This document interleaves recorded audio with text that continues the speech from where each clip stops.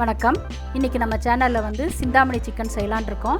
அதுக்கு தேவையான பொருட்கள் என்னென்னு பார்த்துக்கலாம் வாங்க.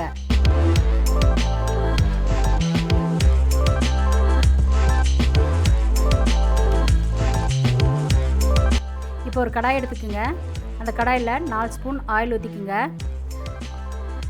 ஆயில் நல்லா காஞ்ச உடனே 1 ஸ்பூன் சோம்பு சேர்த்துக்குங்க. சோம்பு நல்லா பொரிஞ்ச உடனே இப்போ நம்ம 1/4 கிலோ சின்ன வெங்காயம் எடுத்துருக்கோம். அது பொடி பொடியாக நறுக்கிறத இதோடு சேர்த்துட்டு நல்லா வதக்கிக்குங்க. இப்போ நம்ம 8 வரமிளகா எடுத்துருக்கோம். அதில் இருக்க விதையெல்லாம் எடுத்துருங்க. அதையும் போட்டுட்டு நல்லா வதக்கிக்குங்க.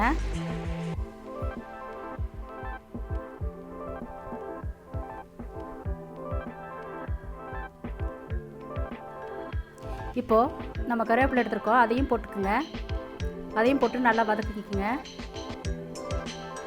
இப்போது இது 1/2 ஸ்பூன் இஞ்சி பூண்டு விழுது இது கூட சேர்த்துட்டு நல்லா வதக்கிக்குங்க. இப்போ நல்லா வதக்கின பிறகு இப்போ நம்ம பொடி பொடியாக நறுக்கி வச்சுருக்க போன்லெஸ் சிக்கனும் போட்டுட்டு நல்லா வதக்கி விட்டுக்குங்க. இப்போ நல்லா வதக்கி விட்ருக்க சிக்கனோட இப்போ 1/4 ஸ்பூன் மஞ்சத்தூளும் சேர்த்துட்டு நல்லா வதக்கி விட்டுக்கலாம்.